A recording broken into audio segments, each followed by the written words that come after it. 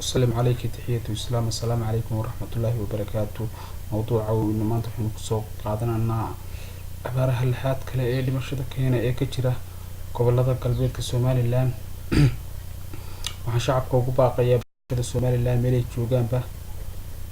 إن marka koobaad horta la iswada cafiyo ulkana la iska sitay ilaahayna loo noqdo la istiqaasado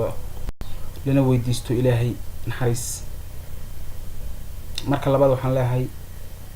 waa in dadka si degdeg ah gurmad loola gaaraa dhimashadu waxay mar 9 qof inta kale usii tabaaleysan tira laguma hayo ama se lama soo koobi karo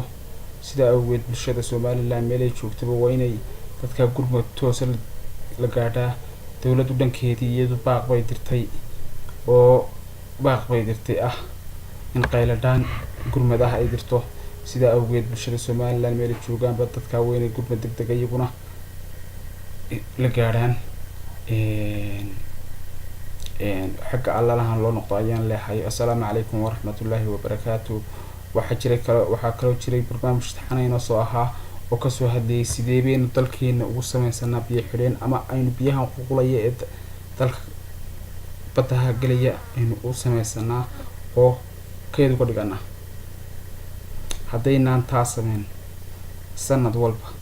taas tan iminka dhimashada keentay ayaa imanaysa waayo waxbaa la sii dhigtaa keer dhamaatay keed ma dhigatay waxbaa la sii dhigtaa dadku markuu wax sii dhigto wixii dawlad kasta nooc maaha